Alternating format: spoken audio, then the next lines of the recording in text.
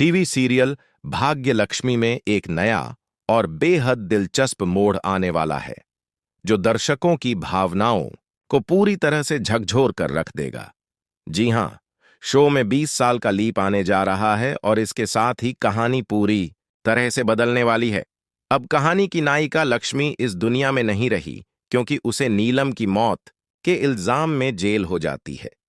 दरअसल नीलम की मौत एक भयानक हादसे में हो जाती है, जिसमें लक्ष्मी की बेटी पारो बताती है कि नीलम की मौत उस झूमर की रस्सी की वजह से हुई जो पारो के हाथों गलती से छूट जाती है। यह सुनकर लक्ष्मी पूरी तरह से टूट जाती है और वह अपनी बेटी को बचाने के लिए खुद पर इल्जाम ले लेती है।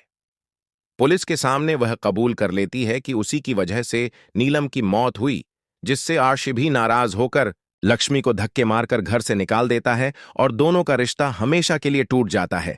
इस सब के बीच शालू और लक्ष्मी की चाची भी बेहद दुखी हैं, क्योंकि वे जानती हैं कि लक्ष्मी ने यह सब अपने परिवार को बचाने के लिए किया है। लेकिन असली साजिश तो मलिष्का, अनुष्का और किरण ने रची होती है, जिन्होंने चालाकी से लक्ष्मी को फंसाया।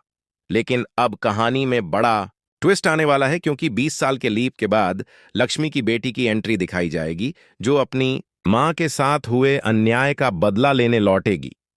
यह बेटी या तो पारो होगी या फिर वही बच्ची जो उस समय लक्ष्मी के गर्भ में थी।